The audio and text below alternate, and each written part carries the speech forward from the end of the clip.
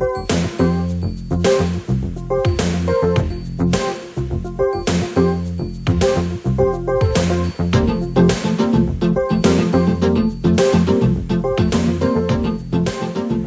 safety, the safety of your fellow workers, and the safety of the driving public will depend on you performing your flagging duties properly. An effective flagging operation is not something that just happens. It's the result of planning, proper training, and the use of good flagging procedures. This program was developed to help prepare you to be a flagger. As a flagger, you're in contact with the public more than anyone else on the job. Your attitude and appearance directly affect the public's view of operations. A flagger's responsibilities are critical in keeping the work zone safe. Your first responsibility as a flagger is to have the proper clothing and equipment in good condition. Improper equipment reduces the driver's ability to understand your instructions. Neat dress and appearance also help you gain the driver's respect, making your job that much easier. Your clothes shall include an orange safety vest, shirt, or coat, and may include a brightly colored hat. This clothing makes you more visible to traffic and makes you stand out from the other workers. It is also a good idea to carry an air horn to alert your co-workers if a vehicle appears likely to run into the work area. The main traffic control device used by flaggers is the stop-slow paddle. This sign is octagon-shaped, at least 18 by 18 inches, with 6-inch high letters. The paddle should be mounted on a handle that measures at least 5 feet from the ground to the bottom of the sign. A 6 or 7 foot mounting height will make the paddle more visible. Before beginning any flagging operation, advanced warning signs must be in place. For most flagging operations, this will include a roadwork ahead sign, a one-lane road ahead sign, and a flagger symbol sign. In some cases, other advanced warning signs may be used, but in all cases, the flagger sign must be in place before flagging begins. With advanced warning signs in place and with proper equipment, the flaggers may now begin controlling traffic. Because drivers are sometimes tired, preoccupied, or impaired, you must remain alert at all times and stay on your feet facing oncoming traffic. Always stand alone in a highly visible location away from other workers and work vehicles. However, never stand directly in the path of an approaching vehicle. Generally, flagging operations require 3 basic skills: stopping, releasing, and slowing traffic. To stop traffic, stand on the shoulder of the roadway with the stop paddle away from your body, on or near the edge of the pavement. Look directly at the approaching traffic. Raise your free hand with the palm exposed to the approaching driver. Make eye contact with the driver. After you have stopped the first vehicle, remain on the shoulder of the road.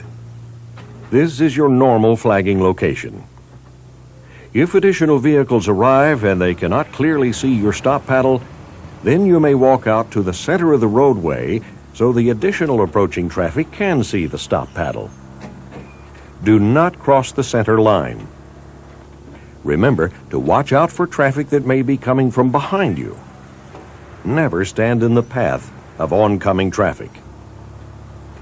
Before you release traffic, you'll need to move back to your normal flagging location.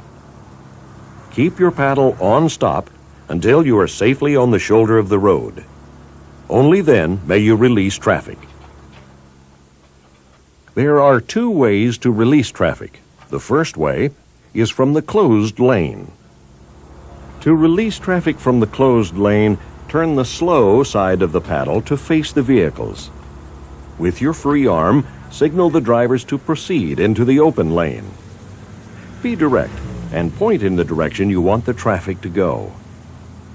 Never wave the paddle.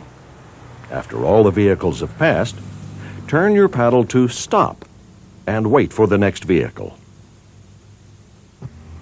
The second way to release traffic is from the open lane.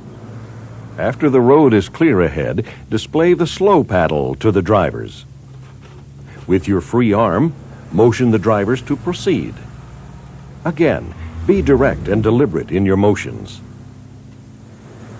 In some cases, you may not need to stop traffic, but only slow it down. In these cases, always stand on the shoulder of the road. Display the slow paddle to oncoming traffic. Use your free arm to motion traffic to slow down. Remember, never stand in the path of oncoming traffic. If you learn these 3 basic skills, you'll be well prepared for any flagging operation. Situations will vary, and how you apply these skills will differ from project to project. Remember, never start any flagging operation until advance warning signs are in place. These signs tell the driver that you're controlling traffic ahead. Without these advance warning signs, the driver does not expect you to be in the roadway. Now, let's look at some typical situations a flagger may face. The first situation is a single flagger operation. Sometimes only one flagger is needed to control traffic on a low-volume 2-lane road. Where only one flagger is used, the work area must be short and on a straight section of roadway. The flagger must be visible to approaching traffic from both directions.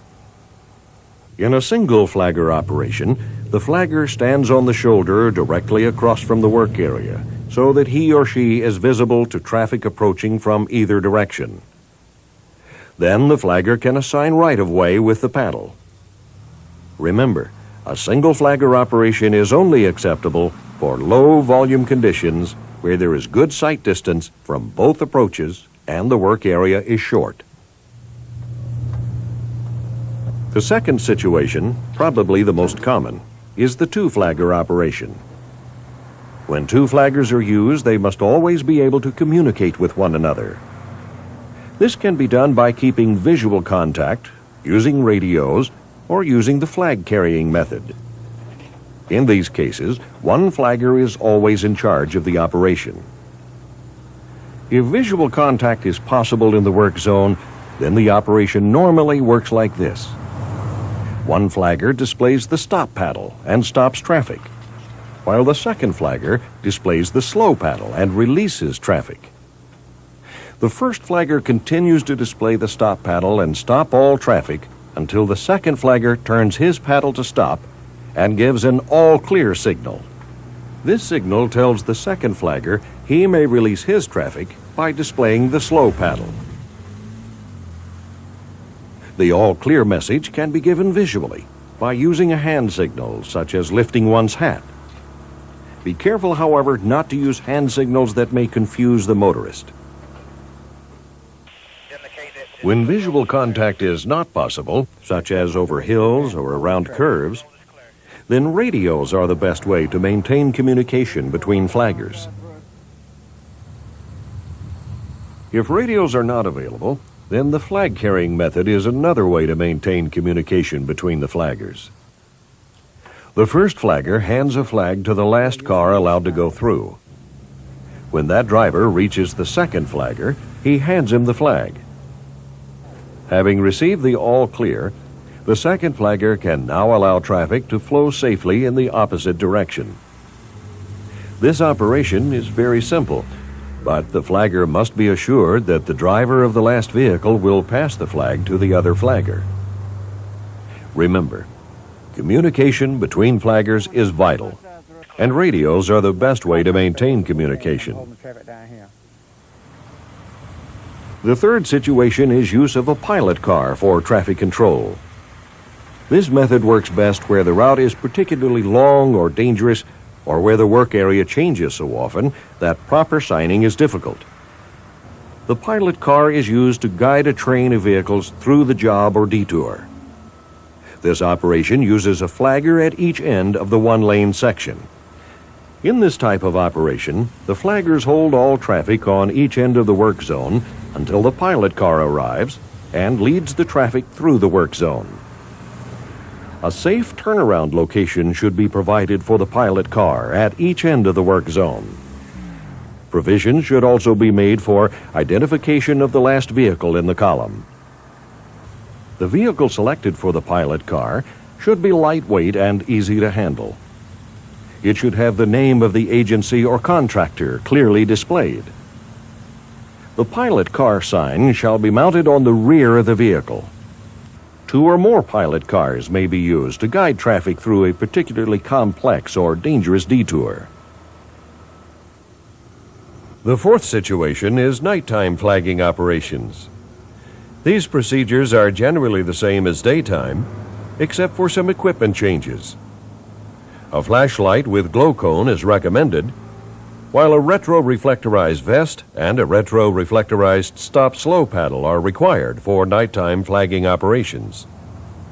To stop an approaching vehicle, stand on the shoulder of the road holding the stop paddle away from your body.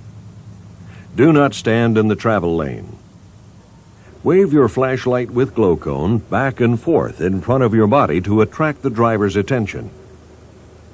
To release traffic, turn the paddle to slow and direct traffic to proceed by pointing the flashlight into the open lane. Do not wave the flashlight while releasing traffic. This might confuse the drivers.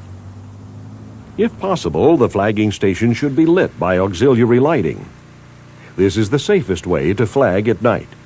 The more visible you are, the easier it is for the driver to see you and to follow your instructions. The fifth situation involves only one flagger restricting only one direction of traffic. An example of this is an area where trucks are loading or unloading and are blocking a lane. The flagger stops traffic in the usual manner. Once the work has been completed and the way is clear, the flagger releases traffic.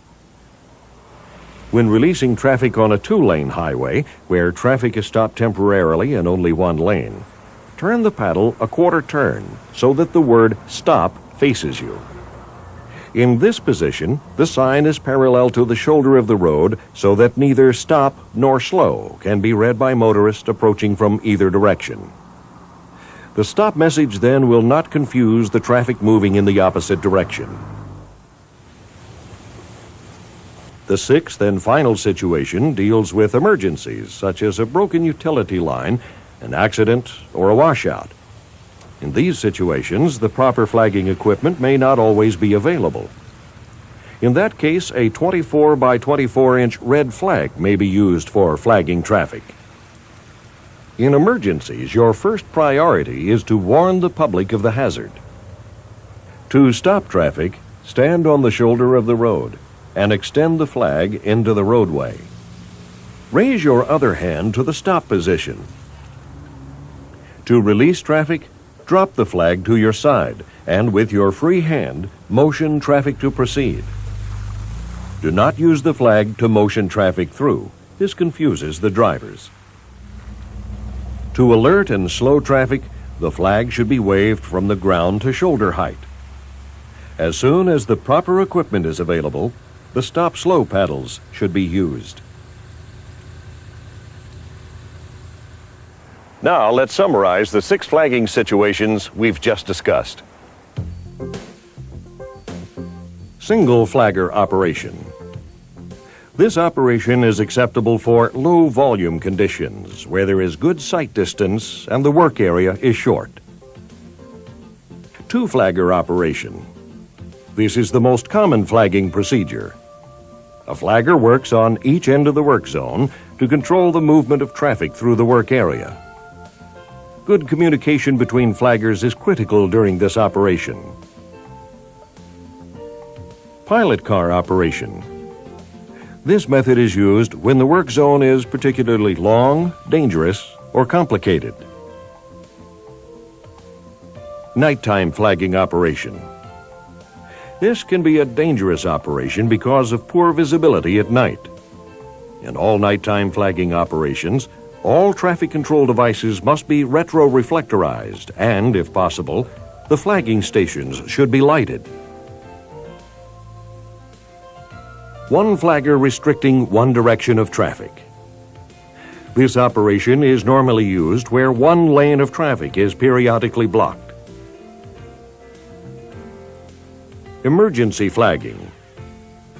Under emergency situations, 24 by 24-inch red flags may be used to control traffic until stop-slow paddles can be obtained. Remember, no matter what flagging procedure is used, always stay alert. Face oncoming traffic. Stand alone in a good visible location away from other workers and work vehicles. And never stand in the path of approaching vehicles. Your job as a flagger is one of the most important jobs in the work zone. Everyone, including the motorist, fellow workers, and you, will depend on your ability to properly follow these flagging procedures. If you ever have any questions about flagging operations, don't hesitate to ask your supervisor. The supervisor is an important part of a good flagging operation. As a supervisor, be sure that your flaggers understand their duties. Decide which situations require flagging.